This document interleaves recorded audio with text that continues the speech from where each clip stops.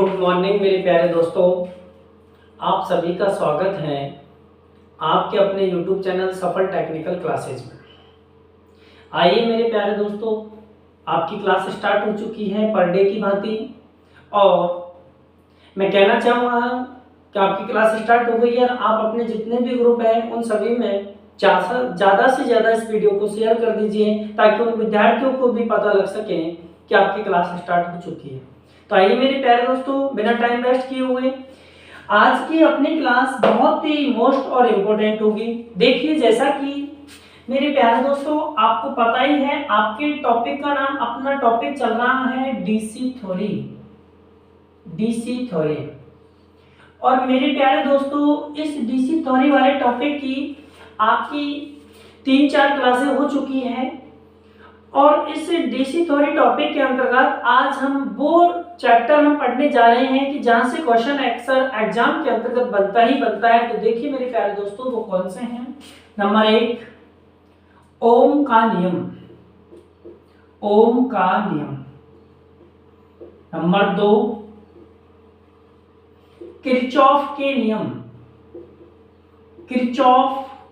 नियम। Number 3, Wheatstone bridge. देखिए मेरे प्यारे दोस्तों, ओम एक वैज्ञानिक का नाम है। उसने विद्युत धारा और वोल्टेज के बीच एक बहुत विशेष प्यारा संबंध बताया जिसे हमने ओम का नियम कहा।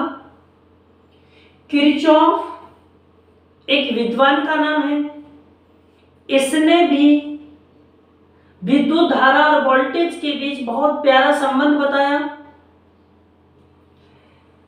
उन्हें हम किरचॉफ के नियम के नाम से जानेंगे। और किरचॉफ के नियम भी कितने हैं? 2, जिनके बारे में हम चर्चा करेंगे।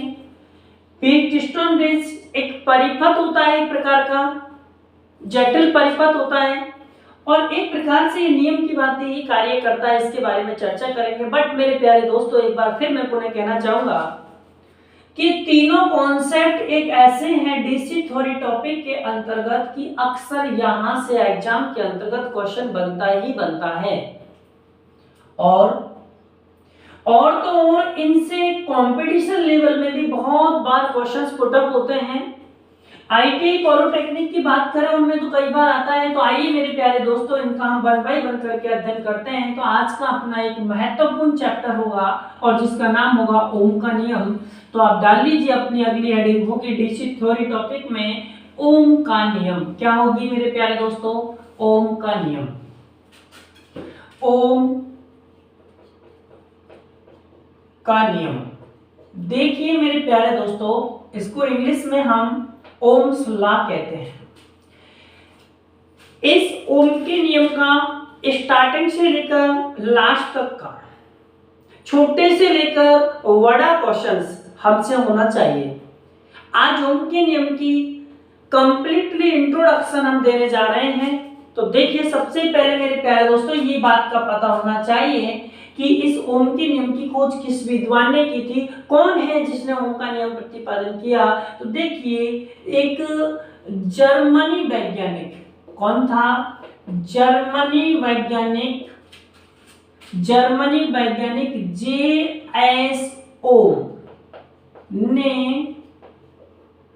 ओम के नियम का प्रतिपादन किया था। मेरे प्यारे दोस्तों, रिपीट करो। जर्मन देश के एक वैज्ञानिक थे जिसका नाम J.S. ओम था। इन्होंने इस ओम के नियम का क्या किया? प्रतिपादन किया। ओम के नियम के बारे में बताया। अर्थात मैं यूं बोलूं संक्षेप में, ओम के नियम के खोजकर्ता कौन थे? तो आपको ध्यान रखना है, जर्मनी वैज्ञानिक J.S. ओम थे। बात क्लियर हो गई होगी। नेक्स्ट पॉइंट, फिर आपसे ये भी पूछ लिया जाता है कई बार, ये संक्षेप में नाम है, आपसे पूछ लिया जाए J.S. ओम का पूरा नाम क्या है? का पूरा नाम जॉर्ज साइमन ओम है। क्या है मेरे प्यारे दोस्तों? जॉर्ज साइमन ओम है। जॉर्ज साइमन ओम है। क्लियर हो गया होगा? जे एस ओम का पूरा नाम जॉर्ज साइमन ओम है। क्लियर हो गई कहानी? Next point. फिर मेरे प्यारे दोस्तों यहां से फिर एक क्वेश्चंस भी बनता है, और वो क्वेश्चंस क्या है कि ओम के नियम की खोज कब हुई थी? तो ध्यान रखना, ओम का नियम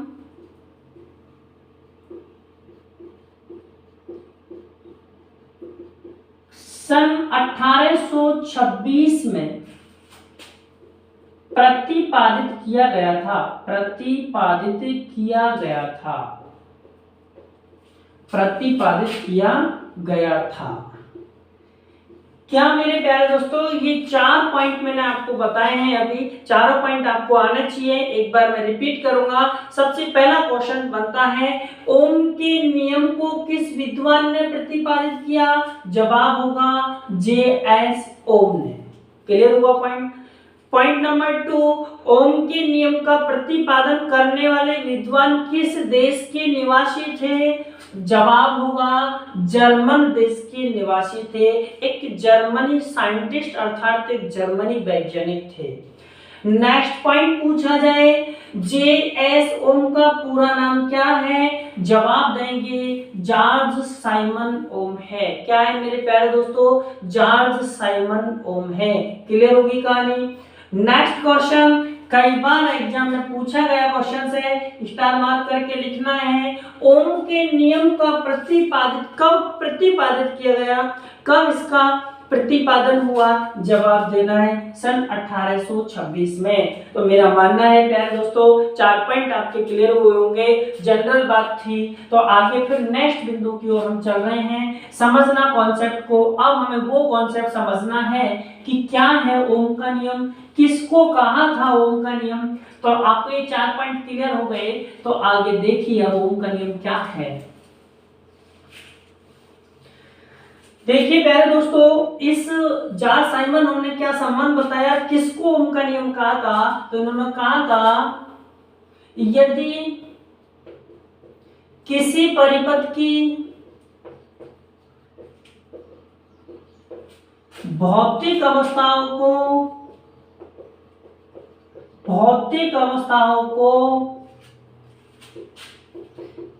स्थिर रखते हुए, यदि किसी परिपथ की भौतिक अवस्थाओं को स्थिर रखकर, ऐसे लिखिए, स्थिर रखकर, यदि किसी परिपथ की भौतिक अवस्थाओं को स्थिर रखकर बंद डीसी परिपथ में धारा प्रवाहित की जाए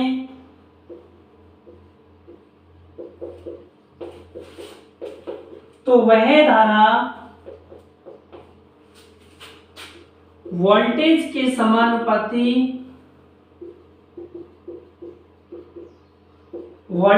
समानुपाती और प्रतिरोध के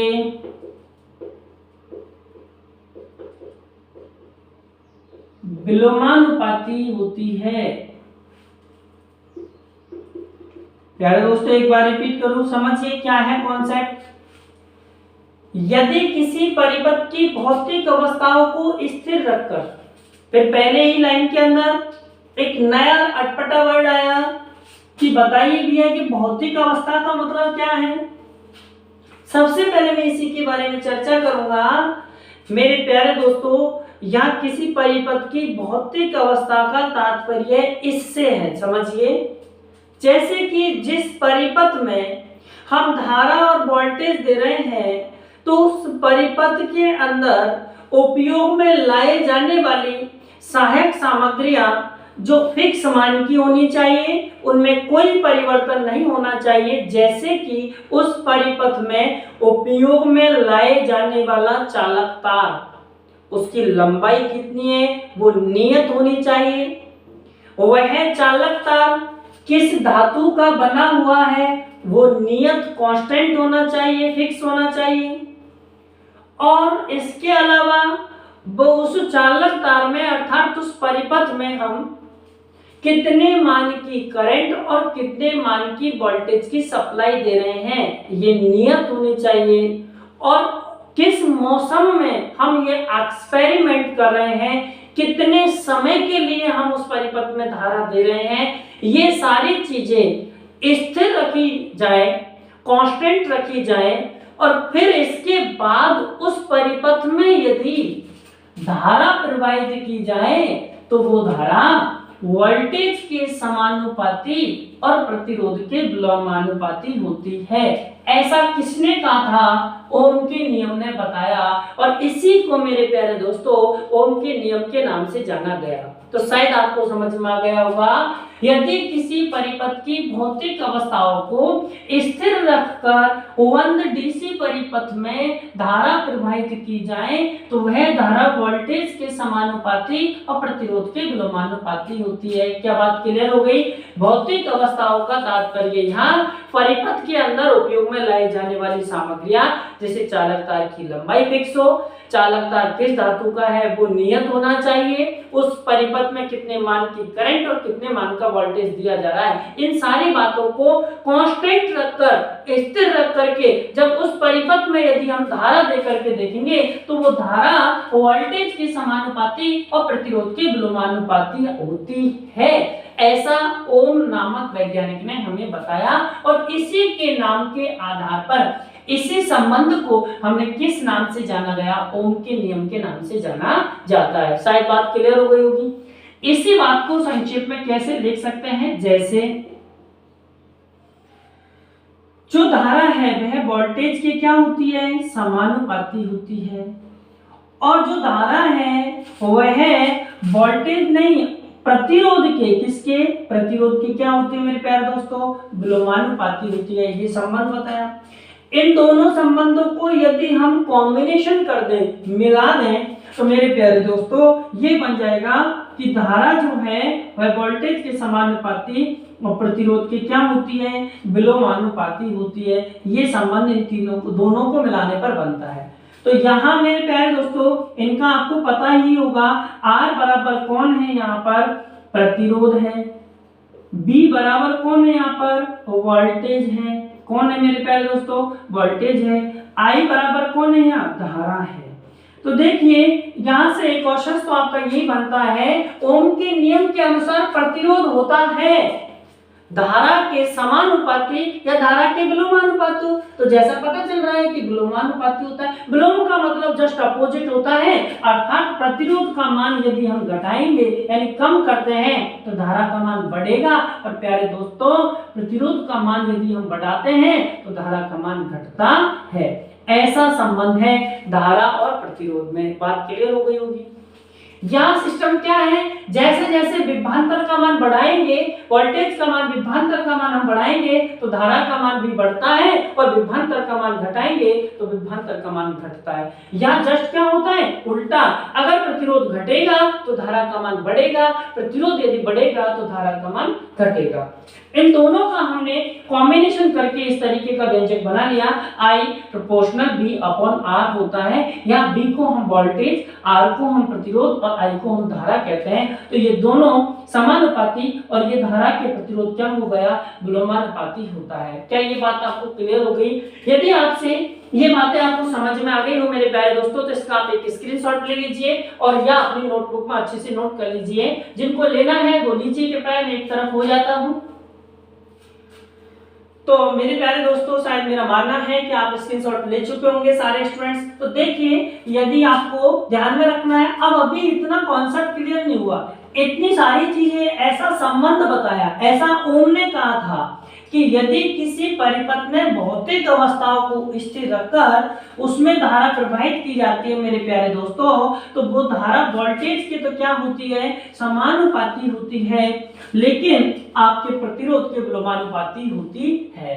अब मेरे प्यारे दोस्तों अभी ओम का नियम कंप्लीट नहीं हुआ, आप अगली हेडिंग डालोगे ओम के नियम की विशेषताएं। ओम के नियम की विशेषताएं, ओम के नियम की विशेषताएं हमें समझना है। अच्छा कॉन्सेप्ट है ओम के नियम की विशेषताएं। देखिए क्वालिटी ऑफ ओम्स लॉ, ओम के नियम की विशेषताएं। अब मेरे प्यारे दोस्तों इस ओम के नियम के और कौन कौन से क्वेश्चन है जो एग्जाम के अंतर्गत बनते हैं, तो पहला क्वेश्चन यहां से बनेगा, आपसे पूछ लिया जाए ओम के नियम का प्रतिपादन, ओम के नियम का प्रतिपादन डीसी परिपथों पर किया गया। पहला पॉइंट क्लियर हो गया होगा। ओम के नियम का प्रतिपादन किस प्रकार के परिपथ पर किया गया? सर्वप्रथम ऐसा एक्सपेरिमेंट जॉर्ज साइमन ओम ने कौन से परिपथों पर किया? लेकिन मेरे प्यारे दोस्तों मैं पहले पिछली क्लासों में बता चुका हूं कि धारा प्रचालन के आधार पर परिपथ आपके दो प्रकार के होते हैं, एक होता है डीसी परिपथ और एक होता है एसी परिपथ। तो सबसे पहले ओम ने इस ओम के नियम के बारे में बताया जॉर्ज साइमन ओम ने, तो किस प्रकार के परिपथों पर प्रतिपादन किया था? डीसी परिपथों। परंतु नेक्स्ट क्वेश्चन ओम के नियम से पूछ लिया जाए ओम का नियम लागू होता है, तो ओम का नियम एसी व डीसी दोनों प्रकार के परिपथों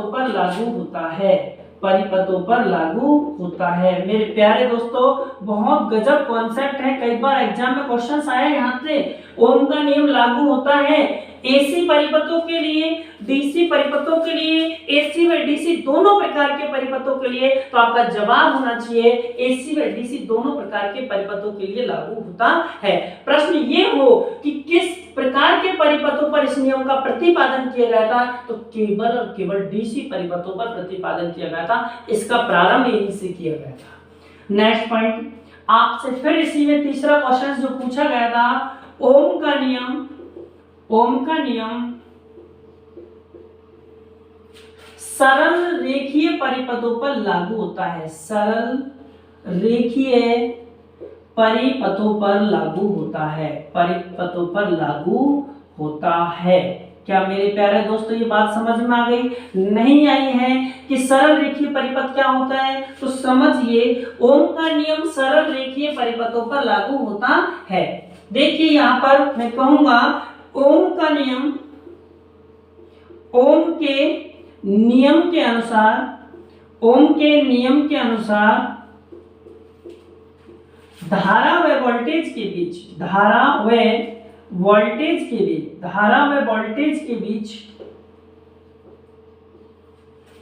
ओम के नियम के अनुसार धारा व वोल्टेज के बीच खींचे गए ग्राफ से एक सरल रेखा, किस प्रकार की रेखा? एक सरल रेखा प्राप्त होती है। ये भी क्वेश्चंस बहुत मोस्टली है, सरल रेखा प्राप्त होती है।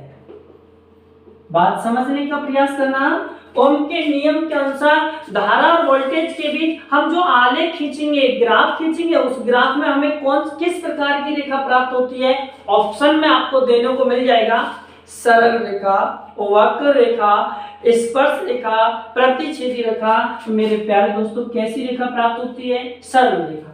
कैसे? समझ में नहीं आया? आइए, जैसे मैं ओम के नियम के अनुसार धारा और वोल्टेज के बीच कैसे ग्राफ बनता है ये आपको समझा देता हूं। धारा और वोल्टेज के बीच किस तरीके से ग्राफ बनता है आप समझिए, बहुत अच्छा कॉन्सेप्ट है। मान लीजिए ये आपकी धारा और ये वोल्टेज है, इसके बीच ग्राफ पेपर इस कंडीशन से बनता है। मेरे प्यारे दोस्तों ये जो रेखा जा रही है ये आपकी एक सरल रेखा ही जा रही है।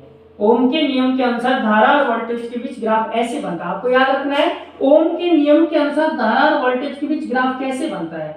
इसका मतलब कौन है? ये है आपकी धारा और ये कौन है? आपका विभवांतर है। इसका मीन्स क्या हुआ? इसका तात्पर्य क्या हुआ? पास में इसके बाजुओं में नोट लगाकर लिखना है। इस ग्राफ का तात्पर्य यहाँ पर ये हुआ कि ओम के नियम के अनुसार जैसे जैसे विभवांतर का मान बढ़ता है, V4 विभवांतर का मान बढ़ता है तो धारा का मान भी बढ़ता है, विभवांतर का मान घटेगा तो धारा का मान भी घटता है। तो इसके अनुसार, इस ग्राफ के अनुसार, इसके अनुसार विभवांतर का मान बढ़ने पर धारा का मान भी बढ़ता है,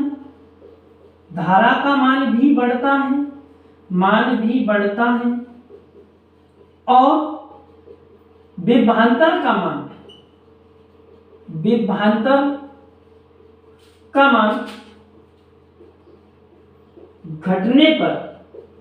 घटने पर धारा का मान भी घटता है। मेरे प्यारे दोस्तों, बहुत अच्छा कॉन्सेप्ट है। यदि आपसे अब यहां से एक बार मैं रिपीट कर दूं, पहला क्वेश्चन पूछा जाए ओम का नियम किस प्रकार के परिपथों पर प्रतिपादित किया गया, तो सर्वप्रथम डीसी परिपथों पर प्रतिपादित किया गया था। क्वेश्चन नंबर 2, ओम का नियम किस प्रकार के परिपथों पर लागू होता है, एसी परिपथों के लिए, डीसी परिपथों के लिए, एसी व डीसी दोनों प्रकार के परिपथों के लिए। तो मेरे प्यारे दोस्तों, जवाब होगा ये एसी व डीसी दोनों प्रकार के परिपथों पर लागू होता है। नेक्स्ट नियम है, ओम का नियम किस प्रकार के परिपथ पर लागू होता है, ये एक सरल रेखीय परिपथों पर लागू होता है। ये सरल रेखीय परिपथ का मतलब क्या है, तो समझिए मेरे प्यारे दोस्तों, ओम के नियम के अनुसार धारा वोल्टेज के बीच हम जो ग्राफ खींचते हैं, तो खींचे गए ग्राफ से हमें एक सरल रेखा प्राप्त होती है, और वो कैसे, ओम के नियम के अनुसार धारा विभवांतर या वोल्टेज के बीच इस तरीके का ग्राफ बनता है, और इस ग्राफ के अनुसार विभवांतर का मान बढ़ने पर ये इस प्रकार की इस चीज को प्रदर्शित कर रहा है कि विभवांतर का मान बढ़ने पर धारा का मान भी बढ़ता है, विभवांतर का मान घटने पर धारा का मान भी घटता है। क्या मेरी बात यहाँ तक आपको क्लियर समझ में आ गई होगी मेरे प्यारे दोस्तों? तो अब एक बार आप इस चीज को भी नोट कर लिया होगा, या जो भी विद्यार्थी इसका स्क्रीनशॉट लेना चाहते हैं तो ले लीजिए, आपको यहाँ तक क्लियर हो गया होगा। तो देखिए, एक बार मैं पुनः सारे कॉन्सेप्ट आपको क्लियर कर ही देता हूं। तो देखिए मेरे प्यारे दोस्तों, आपने अभी छोटा सा ओम का नियम अभी कंप्लीट नहीं हुआ है, जैसे कि आपको एक बार में ओम के नियम के सारे जितने भी क्वेश्चंस मैंने आपको पुटअप किए हैं उन सबके बारे में एक बार पुनः चर्चा कर देते हैं, फिर आगे नेक्स्ट चलते हैं। देखिए मेरे प्यारे दोस्तों, मैंने सबसे पहले आपको बताया था कि ओम के नियम के बारे में, तो एक कहां का वैज्ञानिक था, याद कीजिए, एक जर्मनी वैज्ञानिक था। कैसा वैज्ञानिक था? जर्मनी वैज्ञानिक थे, और मेरे प्यारे दोस्तों उसका नाम क्या था? जे.एस. ओम था। उन जर्मनी वैज्ञानिक जी का नाम क्या था? जे.एस. ओम ने किसकी खोज की थी? ध्यान रखिए, इसका पूरा नाम अब अगर पूछा जाए तो क्या है? जॉर्ज साइमन ओम है। जॉर्ज साइमन ओम है। जॉर्ज साइमन ओम है। जॉर्ज साइमन ओम है। जेएस का पूरा नाम क्या है? जॉर्ज साइमन ओम है। आपसे फिर पूछा गया, और ये मैंने बताया कि ओम के नियम का प्रतिपादन कब हुआ, सन पूछे तो ध्यान रखना कब हुआ था? सन 1826 ईस्वी में हुआ था। कब हुआ था? सन 1826 ईस्वी में हुआ था। फिर नेक्स्ट क्वेश्चन इसी में से पूछेगा, बहुत प्यारे प्यारे क्वेश्चन है मेरे प्यारे दोस्तों। फिर क्वेश्चन आपसे पूछेगा ओम का नियम किस प्रकार के परिपथों पर लागू प्रतिपादित किया, तो ध्यान रखिए ये डीसी परिपथों पर इसको क्या किया गया? डीसी परिपथों पर प्रतिपादित किया गया। प्रतिपादित किया, ये आपको क्लियर हो गया, ये मैंने यहां तक आपको बता दिया। लेकिन आपसे फिर नेक्स्ट क्वेश्चन भी मैंने ये बताया कि किया तो डीसी परिपथों पर इसका एक्सपेरिमेंट जॉर्ज साइमन ओम ने, परंतु मेरे प्यारे दोस्तों ये एसी और डीसी दोनों परिपथों पर लागू होता है। दोनों परिपथों पर क्या होता है? लागू होता है। क्या यहां तक बात क्लियर हो रही है? फिर नेक्स्ट क्वेश्चंस मैंने क्या बताया था, एक और परिपथ पर ये लागू होता है, ये सरल रेखीय परिपथों पर भी लागू होता है। ध्यान रखना, बहुत अच्छा कॉन्सेप्ट है। सरल रेखीय परिपथों पर भी क्या होता है? परिपथों पर लागू होता है। ये भी मैंने आपको बता चुका। फिर यहाँ तक आपको ध्यान रखना है, यहाँ आपसे पूछे कि धारा व वोल्टेज के बीच, धारा व वोल्टेज के बीच ग्राफ कैसा होगा, तो आपको बीच ग्राफ पूछे कि धारा व वोल्टेज के बीच ग्राफ कैसे होगा, तो ये आपको जवाब देना है कि इस कंडीशन से धारा और वोल्टेज के बीच ग्राफ बनता है। धारा और वोल्टेज के बीच क्या बनता है मेरे प्यारे दोस्तों? ग्राफ बनता है।